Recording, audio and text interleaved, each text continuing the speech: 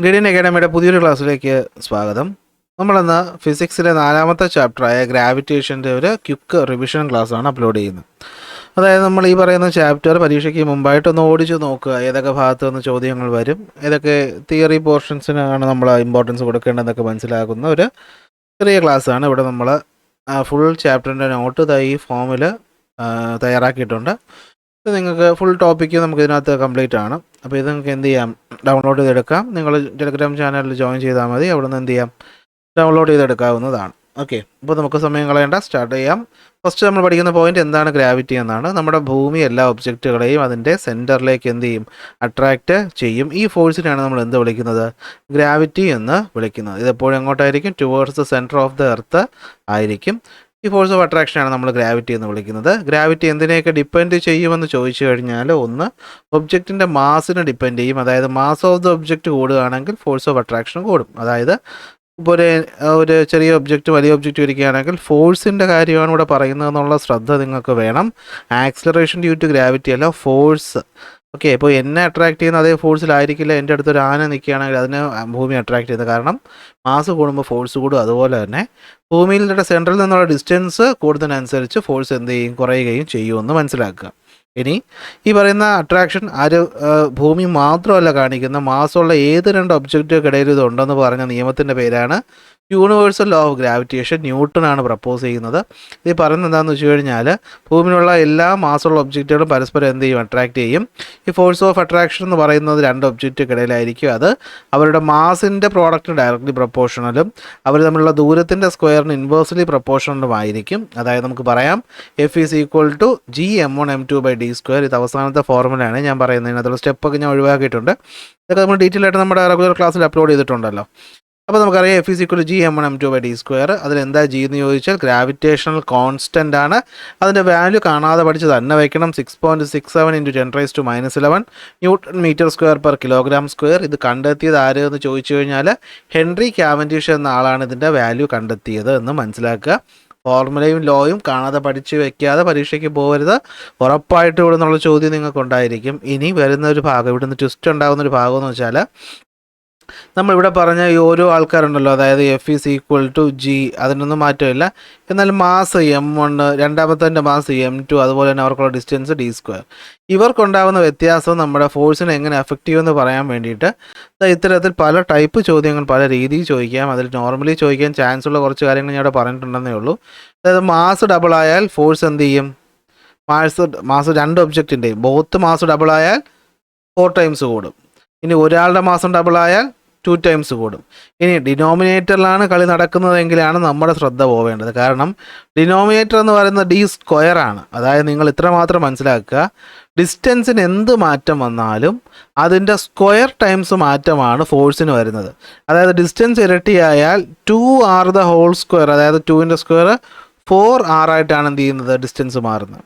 ഇനി പകുതിയായാൽ 1/2r എന്ന് വെച്ച് കഴിഞ്ഞാൽ ഹോൾ² എന്ന് വെച്ചാൽ എന്തായിരിക്കും, അത് 1/4r² എന്നായിരിക്കും. കൺഫ്യൂഷൻ വേണ്ട, ഇത്രമാത്രം ഓർത്ത് വയ്ക്കുക. ഡിനോമിനേറ്ററിൽ എന്ത് മാറ്റം വരുന്നുവോ ആ വരുന്ന മാറ്റം, ഡിനോമിനേറ്ററിൽ എന്ത് മാറ്റം വരുന്നു ആ വരുന്ന മാറ്റത്തിൻ്റെ സ്ക്വയർ എടുക്കാൻ മറക്കരുത്. എന്തെടുക്കാൻ മറക്കരുത്, സ്ക്വയർ എടുക്കാൻ മറക്കരുത്. അതായത് ഇവിടെ ട്വിസ്റ്റ് വരുന്നത് എപ്പോഴും എന്തിലായിരിക്കും എന്ന് വെച്ച് കഴിഞ്ഞാൽ, നല്ലൊരു ചോദ്യം ടഫാക്കി ഇടുകയാണെങ്കിൽ, ഇപ്പോൾ നമുക്കറിയാം മാസിൻ്റെ കാര്യം എല്ലാവർക്കും ഓർമ്മയിരിക്കും അല്ലേ. കാരണം ഫോഴ്സ് G × M1 × M2/d² ആണ് നമ്മുടെ ഫോർമുല. ഇതിൽ മാസ് ഇപ്പോൾ 2 ടൈംസ് ആയെന്ന് വെച്ചാൽ നമ്മൾ 2m എന്നിടും. അപ്പോൾ നമ്മളതിൻ്റെ അർത്ഥം എന്താണ്, ഫോഴ്സ് 2 ടൈംസ് കൂടി. രണ്ടുപേരുടെയും മാസ് കൂടി എന്ന് വെച്ചാൽ 2 × 2 4 ടൈംസ് കൂടി എന്ന് പറയാം. മാസ് പകുതി ആയിക്കഴിഞ്ഞാൽ 1/2 അല്ലെ 1/2 ടൈംസ് ആയി എന്ന് പറയാം. മാസ് 1/4 ആയിക്കഴിഞ്ഞാൽ 1/4 ടൈംസ് ആയി എന്നൊക്കെ ഒറ്റ വാക്കി തന്നെ നമുക്ക് ഉത്തരം പറയാം. പക്ഷേ പണിയിരിക്കുന്നത് എവിടെയാണ്, ഡിനോമിനേറ്ററിലാണ്. അതായത് ഇപ്പോൾ ഡിനോമിനേറ്റർ ഫസ്റ്റ് ഞാൻ പറയുകയാണേ, ഡിനോമിനേറ്ററിലുള്ള ഡിസ്റ്റൻസ് എന്തായി, ഡബിളായി. ഡിസ്റ്റൻസ് എന്തായി, ഡബിൾ ആയാൽ ഫോഴ്സ് എന്ന് പറയുന്നത് എത്രയായിട്ട് മാറും, ഡിസ്റ്റൻസ് ഡബിൾ ആയാൽ ഫോഴ്സ് ഡബിൾ ആകുമോ, ഇല്ല. ഹാഫ് ആകുമോ, അതോ 1/4 ആകുമോ, അവിടെയാണ് കൺഫ്യൂഷൻ വരുന്നത്. അപ്പോൾ മനസ്സിലാക്കുക, M1-നും M2-നും മാറ്റമില്ല. ഡിസ്റ്റൻസ് എന്ന് പറയുന്നത് 2 ടൈംസ് ആയാൽ 2d ആയി എന്നാണ് അർത്ഥം. അപ്പോൾ 2d² എന്ന് പറയുമ്പോഴത്തേക്കും അത് GM1 M2 2ൻ്റെ സ്ക്വയർ 4, ഡിയുടെ സ്ക്വയർ ഡി സ്ക്വയർ. സോ എന്തായി 1/4 ടൈംസ് ആയിട്ടാണ് മാറുന്നത്. അപ്പോൾ ഡിസ്റ്റൻസ് ഡബിൾ ആയാൽ ഫോഴ്സ് 1/4 ആവും. അപ്പോൾ ഡിസ്റ്റൻസ് ഹാഫ് ആയി കഴിഞ്ഞാൽ എന്ത് പറ്റും? ഹാഫ് ആയി കഴിയുന്നത് സ്പെഷ്യൽ കേസാണ്, ഓർത്ത് വെച്ചോളണം. Gm1m2/2 ആയി എന്ന് വെച്ചാൽ ഡിയുടെ പകുതി ആയി എന്നാണ്. അപ്പോൾ d/2 ദ ഹോൾ സ്ക്വയർ എന്നാണ് വരുന്നത്. അത് എഴുതുമ്പോൾ എങ്ങനെ വരും? Gm1m2 ഡിവൈഡഡ് ബൈ d²/2² എത്ര? 4. ഇങ്ങനെ എടുക്കുമ്പോൾ തന്നെ നമുക്കറിയാം റെസിപ്രോക്കൽ കൊണ്ട് മൾട്ടിപ്ലൈ ആണ് ചെയ്യാനുള്ളത് അല്ലേ.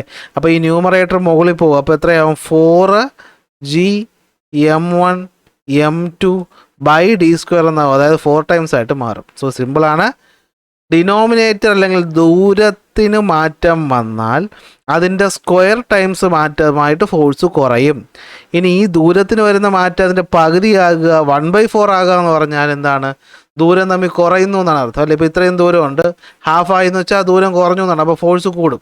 അപ്പോൾ ഈ ദൂരത്തിന് വരുന്ന മാറ്റങ്ങൾ ശ്രദ്ധിച്ച് വേണം പരീക്ഷയ്ക്ക് പഠിക്കാനായിട്ട്. Next, acceleration due to gravity എന്താണെന്നാണ്. സിമ്പിളാണ്.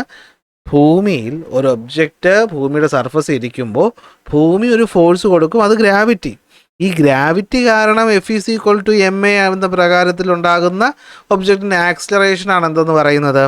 ആക്സിലറേഷൻ ഡ്യൂ ടു ഗ്രാവിറ്റി എന്ന് പറയുന്നത്. അതായത് ഒരു ഒബ്ജക്റ്റിന് ഗ്രാവിറ്റി കാരണം ഉണ്ടാകുന്ന ആക്സിലറേഷൻ, അതാണ് acceleration due to gravity. Okay ആണല്ലോ.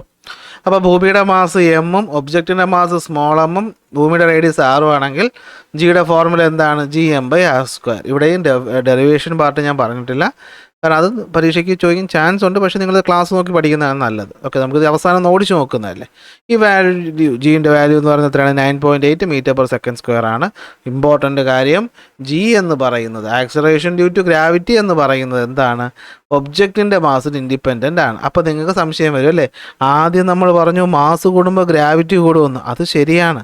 പക്ഷേ ഇവിടെ പറയുന്നത് ഗ്രാവിറ്റിയെ പറ്റിയില്ല, ആക്സിലറേഷൻ ഡ്യൂ ടു ഗ്രാവിറ്റിയെ പറ്റിയാണ്.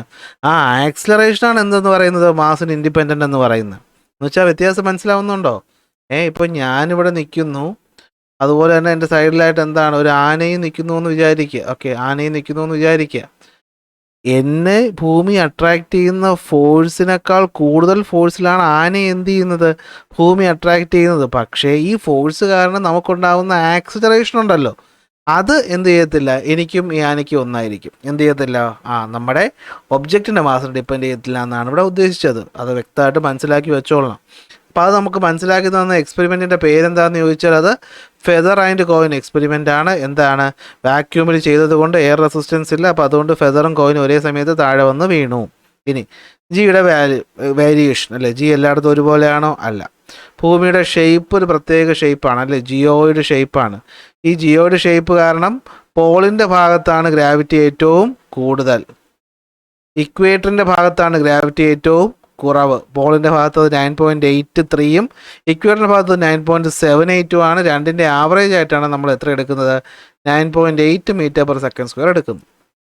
ഇനി ഭൂമിയുടെ സർഫസിൽ നിന്ന് ദൂരോട്ട് ഒബ്ജക്റ്റ് പോകും തോറും ഗ്രാവിറ്റേഷണൽ ഫോഴ്സ് അല്ലെങ്കിൽ ആക്സിലറേഷൻ ഡ്യൂ ടു ഗ്രാവിറ്റി കുറയും. എന്നാൽ ഭൂമിയുടെ അകത്തോട്ട് പോകുന്നത് towards the centre of the earth എന്നാണ് കേട്ടോ. ഇത് സ്പെല്ലിംഗ് മിസ്റ്റേക്ക് ഞാൻ മാറ്റിക്കോളാം. അതായത് നമ്മൾ താഴോട്ട് പോവുകയാണെങ്കിലും എന്ത് ചെയ്യും? മുകളിലോട്ട് പോയാലും താഴോട്ട് പോയാലും ഗ്രാവിറ്റേഷൻ്റെ ആക്സിലറേഷൻ കുറയും. ഭൂമിയുടെ സെൻറ്ററിൽ എത്രയാണെന്ന് ചോദിച്ചാൽ അത് 0 ആയിരിക്കും. എത്രയായിരിക്കും? അത് 0 ആയിരിക്കും. അതിൻ്റെ കാരണം എന്താ? 4 ചുറ്റിലോട്ടും മാസ് അല്ലെങ്കിൽ ഫോഴ്സ് പോകുന്നത് കാരണം അത് ബാലൻസ്ഡ് ഫോഴ്സായിട്ട് മാറും. അതുകൊണ്ടാണ് അത് 0 മാറുന്നത്. ഓക്കെ, ഇനി ഇവിടുന്ന് പഠിക്കാനുള്ള മറ്റൊരു കാര്യമാണ്, നമ്മളൊരു ഒബ്ജക്റ്റ് നമ്മുടെ എയറിൽ കൂടെ പറന്നു പോകുന്ന സമയത്ത് ഈക്വൽ ഫോഴ്സായിട്ട് അങ്ങോട്ടും ഇങ്ങോട്ടും ഫോഴ്സ് കൊടുക്കുമെങ്കിൽ എന്തുകൊണ്ടാണ് പ്ലെയിൻ മാത്രം താഴോട്ട് വരുന്നത്, ഭൂമി അങ്ങോട്ട് പോകാത്തത്? അപ്പോൾ അതിൻ്റെ കാരണം അറിയാമല്ലോ. എന്താ കാരണം? നമ്മുടെ ഭൂമിയുടെ വളരെ വലിയ മാസാണ്. അതുകൊണ്ട് തന്നെ ഭൂമിക്ക് ഉണ്ടാകുന്ന ആക്സിലറേഷൻ എന്ന് പറയുന്നത് ഓൾമോസ്റ്റ് 0 ആണ്. അതുകൊണ്ടാണ് എന്ത് ചെയ്തത്? മൂവ് ചെയ്യാത്തത്. ഇനി ചന്ദ്രനിലെ ആക്സിലറേഷൻ ഡ്യൂ ടു ഗ്രാവിറ്റി ഭൂമിയേക്കാൾ കുറവാണ്. അത് എത്രയേ ഉള്ളൂ? 1.62 m/s² മാത്രമേ ഉള്ളൂ. പിന്നെ നമ്മളിവിടെ പഠിക്കുന്ന മാസും വെയിറ്റും തമ്മിലുള്ള വ്യത്യാസമാണ്. മാസം എന്ന് വെച്ച് കഴിഞ്ഞാൽ എമൗണ്ട് ഓഫ് മാറ്ററിനെയാണ് കാണിക്കുന്നതെങ്കിൽ വെയിറ്റ് ഭൂമി കൊടുക്കുന്ന ഫോഴ്സിനെയാണ് കാണിക്കുന്നത്. മാസിൻ്റെ യൂണിറ്റ് കിലോഗ്രാം ആണെങ്കിൽ വെയിറ്റിൻ്റെ യൂണിറ്റ് ന്യൂട്ടൺ ആണ്. മാസ് എല്ലായിടത്തും ഒരുപോലെ യൂണിവേഴ്സ് മൊത്തം സെയിം ആണെങ്കിൽ പക്ഷേ വെയിറ്റ് എന്ത് ചെയ്യും? സ്ഥലത്തിനനുസരിച്ച് മാറിക്കൊണ്ടേയിരിക്കും. ലൊക്കേഷനെ ഡിപ്പെൻഡ് ചെയ്യില്ല മാസ്, വെയിറ്റ് ആണെങ്കിൽ ഡിപ്പെൻഡ് ചെയ്യും. അത് മാക്സിമം പോളിലും മിനിമം ഇക്വേറ്ററിലും ആയിരിക്കും. ഭൂമിയിൽ നിന്ന് ദൂരേക്ക് കൊണ്ടുപോയാൽ വെയിറ്റ് കുറയും, ഭൂമിയിൽ നിന്ന് ചന്ദ്രനിൽ കൊണ്ടുപോയാൽ വെയിറ്റ് കുറയും. മാസ് മെഷർ ചെയ്യുന്ന ഉപകരണത്തിൻ്റെ പേര് കോമൺ ബാലൻസ് അഥവാ ത്രാസ് എന്നാണെങ്കിൽ വെയിറ്റ് മെഷർ ചെയ്യുന്നത് സ്പ്രിംഗ് ബാലൻസ് ഉപയോഗിച്ചാണ്. അടുത്ത് വരുന്ന ടോപ്പിക്കും ലാസ്റ്റ് ടോപ്പിക്കിന് മുമ്പത്തെ ടോപ്പിക് എന്ന് പറയുന്നത് ഫ്രീ ഫോൾ ആണ്. ഒരു ഒബ്ജക്റ്റ് ഗ്രാവിറ്റിയുടെ മാത്രം ഇൻഫ്ലുവൻസിൽ വീഴുകയാണെങ്കിൽ അതിനെയാണ് നമ്മൾ എന്ത് വിളിക്കുന്നത്?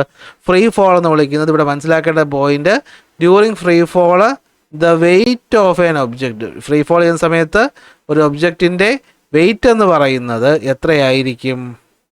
അത് 0 ആയിരിക്കും. ഫ്രീ ഫോൾ സമയത്ത് ഒരു ഒബ്ജക്റ്റിൻ്റെ വെയിറ്റ് എത്രയായിരിക്കും? 0 ആയിരിക്കും. കാരണം ആ പറയുന്ന ഫോഴ്സ് ഓഫ് ഗ്രാവിറ്റി എന്തിനു വേണ്ടി ഉപയോഗിക്കുകയാണ്? ഒബ്ജക്റ്റിനെ ആക്സിലറേറ്റ് ചെയ്യാൻ വേണ്ടി ഉപയോഗിക്കുകയാണ്. അതുകൊണ്ടാണ് അവിടെ വെയിറ്റ് എത്രയായിട്ട് മാറുന്നത്? 0 ആയിട്ട് മാറുന്നത്. ലാസ്റ്റ് ടോപ്പിക് സർക്കുലാർ മോഷനാണ്. ഒരു ഒബ്ജക്റ്റ് സർക്കുലാർ പാത്തിൽ മൂവ് ചെയ്താൽ അതിനെയാണ് നമ്മൾ എന്ത് വിളിക്കുന്നത്? സർക്കുലാർ മോഷൻ എന്ന് വിളിക്കുന്നത്. ആ സർക്കുലാർ മോഷനിൽ equal distance equal interval of time cover ചെയ്താൽ അതിനെ യൂണിഫോം സർക്കുലാർ മോഷൻ എന്ന് വിളിക്കും. ശ്രദ്ധിക്കേണ്ട കാര്യം, യൂണിഫോം സർക്കുലാർ മോഷനിൽ സ്പീഡ് യൂണിഫോം ആയിരിക്കും, പക്ഷേ വെലോസിറ്റി ഒരിക്കലും എന്തല്ല? യൂണിഫോം ആകില്ല. കാരണം വെലോസിറ്റി എന്ന് പറയുന്ന വെക്ടർ ക്വാണ്ടിറ്റിയാണ്. നമ്മൾ സർക്കുലാർ മോഷനിൽ ഡയറക്ഷൻ ചേഞ്ച് ചെയ്യുന്ന കാരണം ഒരിക്കലും യൂണിഫോം വെലോസിറ്റി ഉണ്ടാവത്തില്ല. സോ ഡയറക്ഷൻ ചേഞ്ച് ചെയ്യുന്ന കാരണം യൂണിഫോം വെലോസിറ്റി ഇല്ല, വെലോസിറ്റി ചേഞ്ച് ചെയ്യുന്നു. അങ്ങനെ വെലോസിറ്റി ചേഞ്ച് ചെയ്യുന്നുണ്ടെങ്കിൽ അവിടെ ഒരു ആക്സിലറേഷൻ ഉണ്ട്. അതിനെ വിളിക്കുന്ന പേര് സെൻട്രിപിറ്റൽ ആക്സിലറേഷൻ ആണ്. അതെപ്പോഴായിരിക്കും? നമ്മുടെ ഒബ്ജക്റ്റിൻ്റെ സർക്കിളിൻ്റെ സെൻറ്ററിലോട്ടായിരിക്കും. ആ ആക്സിലറേഷൻ കൊടുക്കുന്ന ഫോഴ്സിൻ്റെ പേരാണ് സെൻട്രിപിറ്റൽ ഫോഴ്സ്. അതായത് ഇത്രയും കാര്യം ഈ ചാപ്റ്റർ പഠിക്കാവുള്ളൂ. ബാക്കി മൊത്തം ക്വസ്റ്റ്യൻ ചെയ്യുന്നതിലാണ് ഇരിക്കുന്നത്. ഓക്കെ, ഇപ്പോൾ ഒരു മോഡൽ ചോദ്യം നമ്മൾ അപ്ലോഡ് ചെയ്തിട്ടുണ്ട്. അതുപോലെ തന്നെ ഈ ചാപ്റ്ററിൽ നിന്ന് വരാൻ സാധ്യതയുള്ള ചോദ്യങ്ങൾ നമ്മുടെ ടെലഗ്രാം ചാനലിൽ അപ്ലോഡ് ചെയ്തിട്ടുണ്ട്. അപ്പോൾ അതൊക്കെ ഒന്ന് ചെയ്ത് പഠിക്കുക. അതുപോലെ ഈ ചാപ്റ്ററിൻ്റെ ലേറ്റസ്റ്റ് ആക്സസ് എന്ന ഭാഗത്തിൻ്റെ ക്ലാസ്സും വീഡിയോ സൊല്യൂഷൻ നമ്മൾ എന്ത് ചെയ്തിട്ടുണ്ട്? ചാനൽ ഇട്ടിട്ടുണ്ട്. അപ്പോൾ പിന്നെ നിങ്ങളുടെ ജോലി ഇതെല്ലാം കണ്ട് പഠിക്കുക എന്നുള്ളതാണ്. ഓക്കെ, അപ്പോൾ അവസാനഘട്ട റിവിഷൻ ഈ നോട്ട് നിങ്ങൾക്ക് എടുക്കാം. അപ്പോൾ അടുത്ത ക്ലാസ്സിൽ അടുത്ത ടോപ്പിക്കുമായിട്ട് കാണാം. അതുവരെ ബൈ ബൈ.